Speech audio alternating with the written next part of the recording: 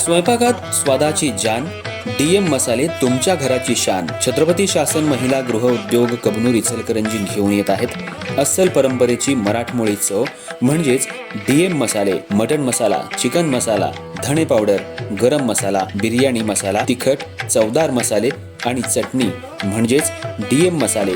तर आजच आपल्या जेवणाची रंगत वाढवण्यासाठी केमिकल विरहित डीएम मसाले, गृहिणींच्या मनातले मसाले आणि चटणी अवश्य वापरा. डीएम मसाले महिला बचत गटाद्वारे करणारे स्वच्छ माफक दरामध्ये म्हणजेच डीएम मसाले. संपर्क दिव्याताई मगदूम, मोबाईल 91 30 80 22 55.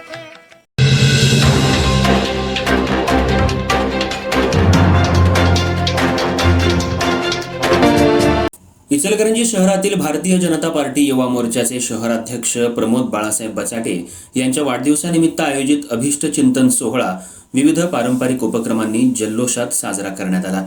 या निमित्त युवा ग्रुप छत्रपती, वाया मंडळ, महालक्ष्मी सेवा संस्था आणि पवनस ग्रुप यांच्या संयुक्त विद्यमानं खिल्लार ओपन बैलगट, खिल्लार ओपन गायगट तसंच खिल्लार कालवड स्पर्धांचं आयोजन करण्यात आलं होतं. या स्पर्धेला पंढरपूर, सांगोला, सांगली, इचलकरंजी तसंच सीमा भागातील अनेक स्पर्धकांनी उत्स्फूर्त प्रतिसाद दिला.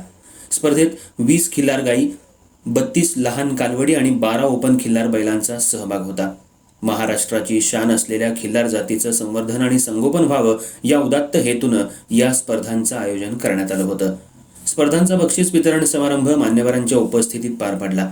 यावेळी विजेत्या स्पर्धकांना पारितोषिकं देऊन त्यांचा गौरव करण्यात आला. तसंच उपस्थित शेतकरी बांधवांशी संवाद साधून त्यांच्या मेहनतीचं कौतुक करत त्यांना प्रोत्साहन देण्यात आलं.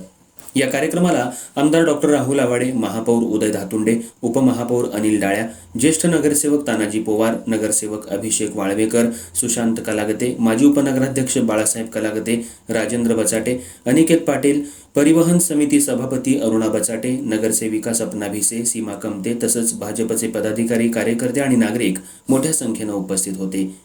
मान्यवरांनी या उपक्रमाचं कौतुक करत अशा पारंपरिक स्पर्धांमुळे ग्रामीण संस्कृती जपली जात असून शेतकऱ्यांना प्रोत्साहन मिळत असल्याचं मत व्यक्त केलं. भविष्यातही अशा स्पर्धांचं सातत्यानं आयोजन करण्याचं आवाहन त्यांनी यावेळी केलं.